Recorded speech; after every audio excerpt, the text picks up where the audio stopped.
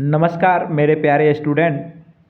मैं 5 नंबर का एक बहुत ही इम्पोर्टेंट जो इस बार बोर्ड एग्ज़ाम में आने वाला प्रश्न बता रहा हूँ, जिस प्रश्न का नाम है थेल्स प्रमेय।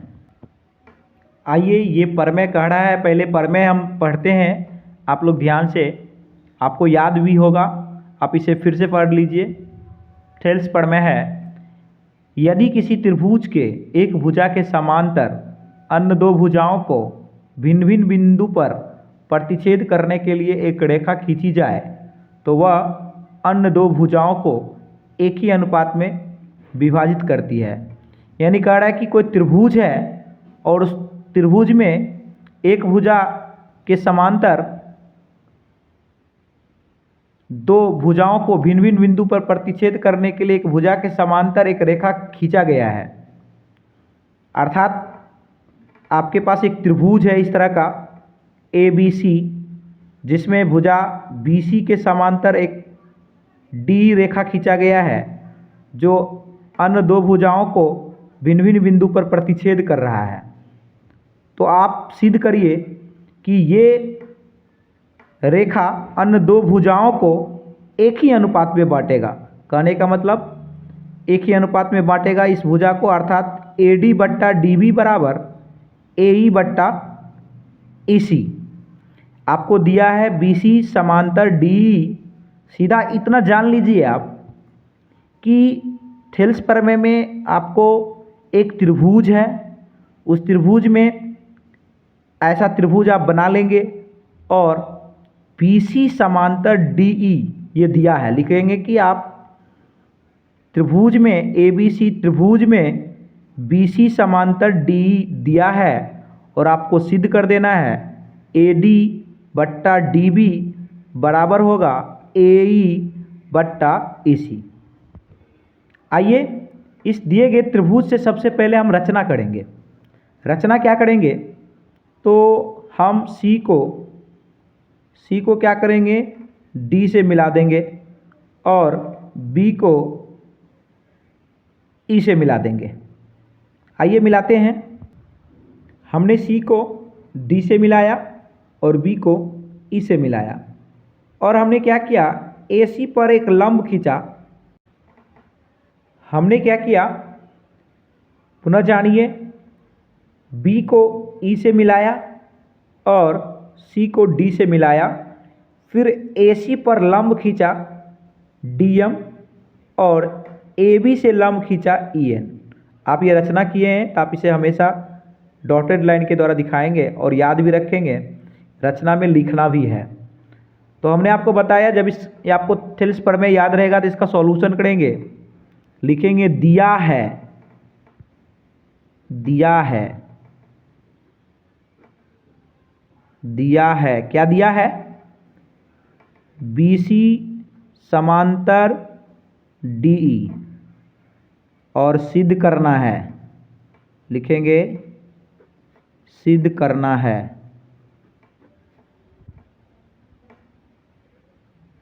क्या सिद्ध करना है, तो हमने बताया आपको AD बट्टा DB, तो लिखेंगे आप AD बट्टा DB बराबर AE बट्टा EC,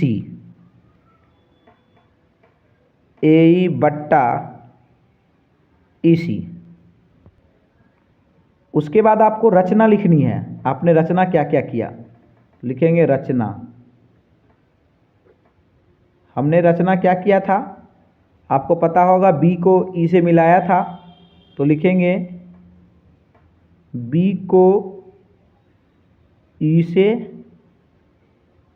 कॉमा, फिर हमने क्या किया था, C को D से मिलाया था, तो लिखेंगे C को D से, और भी कुछ किया था, AB पर लंब EN खींचा था और AC पर लंब DM खींचा था, तो लिखेंगे DM लंब AB और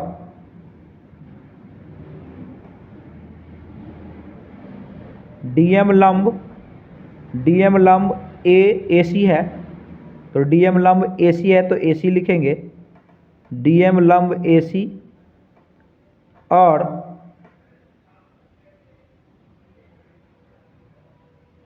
ईएन लंब एबी है, ईएन लंब एबी।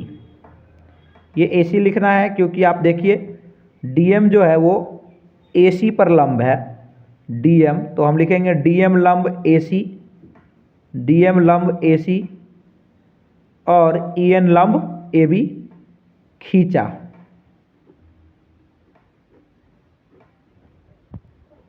अब लिखेंगे प्रमाण।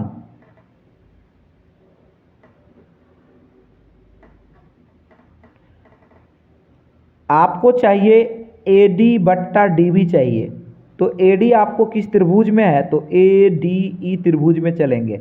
हम जैसे चलेंगे वैसे आप चलेंगे तो 5 नंबर आ जाएगा।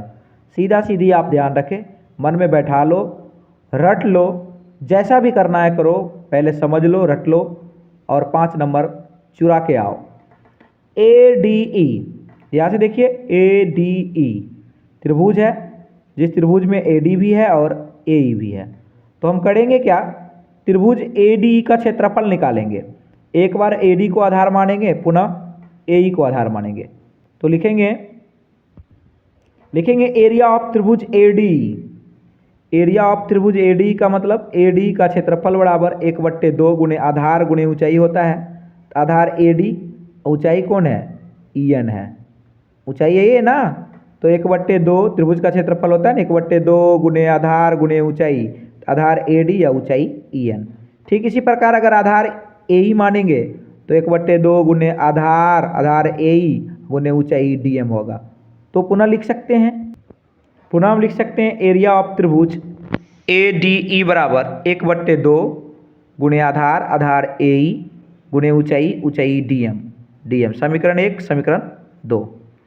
अब चलिए हमको BD चाहिए, जो कि BDE त्रिभुज में है।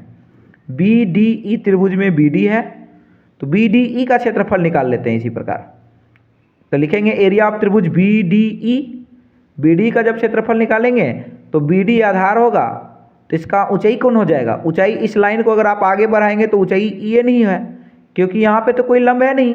तो इस BD को जब आधार आप मानेंगे तो इसको थोड़ा सा आगे बढ़ाएंगे तो देखेंगे कि ऊंचाई EN है, तो ऊंचाई तो यही होगी। तो फिर त्रिभुज BDE का क्षेत्रफल हम निकाल लेंगे। तो लिखेंगे एरिया ऑफ त्रिभुज BDE बराबर 1/2 गुणे आधार BD गुणे ऊंचाई, इसी भुजा को आगे बढ़ाएंगे तो ऊंचाई EN आया, ऊंचाई EN, समीकरण 3। ठीक इसी प्रकार EC चाहिए, तो आपको दिख रहा है DEC त्रिभुज में EC आधार है, और इसी आधार को जब आगे आप बढ़ाते हैं तो DM ऊंचाई है। तो हम DEC त्रिभुज का क्षेत्रफल निकाल लेंगे। तो लिखेंगे एरिया ऑफ त्रिभुज DEC बराबर 1/2 गुणे आधार हो जाएगा EC गुणे लंब तो इसको इस लाइन को आगे बढ़ाएंगे तो लंब DM होगा, तो लंब DM, समीकरण 4।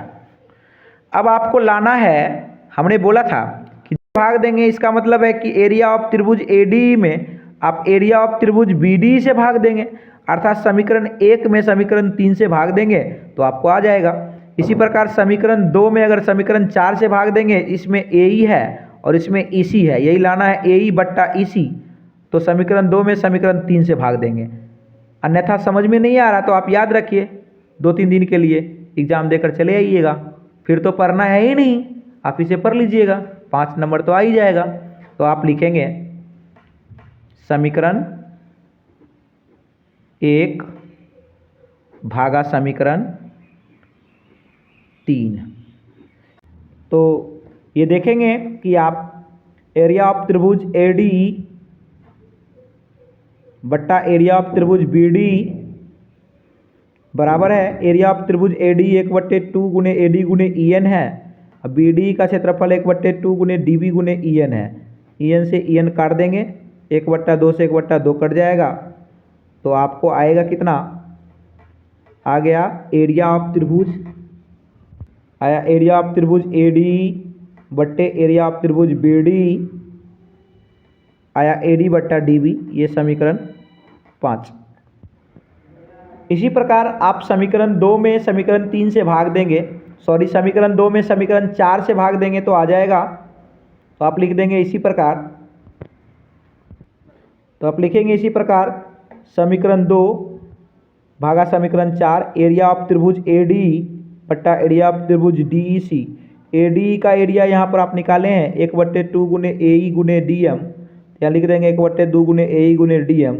डी ई सी का एरिया आप निकाले हैं 1/2 गुने ई सी गुने डी एम, ई सी गुने डी एम। आप देखिए ध्यान से, तो डी एम ऊपर नीचे कट गया, 1/2 कट गया, तो आपको बच गया कितना, ए ई बट्टा ई सी बच गया। तो आप लिख देंगे, तो आप लिखेंगे एरिया ऑफ त्रिभुज ए डी बट्टा एरिया ऑफ त्रिभुज डी ई सी बराबर ए ई बट्टा ई सी।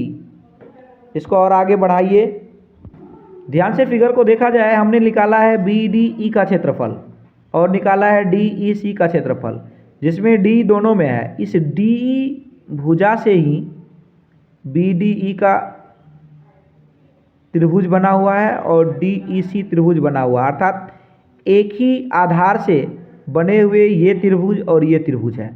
तो एक ही आधार से बने हुए दो त्रिभुज का क्षेत्रफल क्या होता है, बराबर होता है।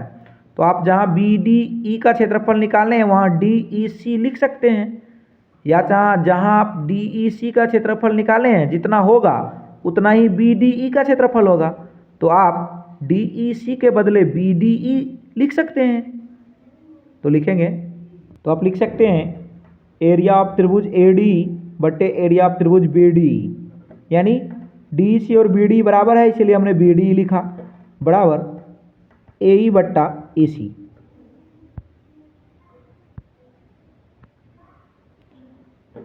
क्यों लिखा, क्योंकि आपको हमने बताया एक ही आधार से बने त्रिभुज का क्षेत्रफल बराबर होता है, ये हमने लिख दिया।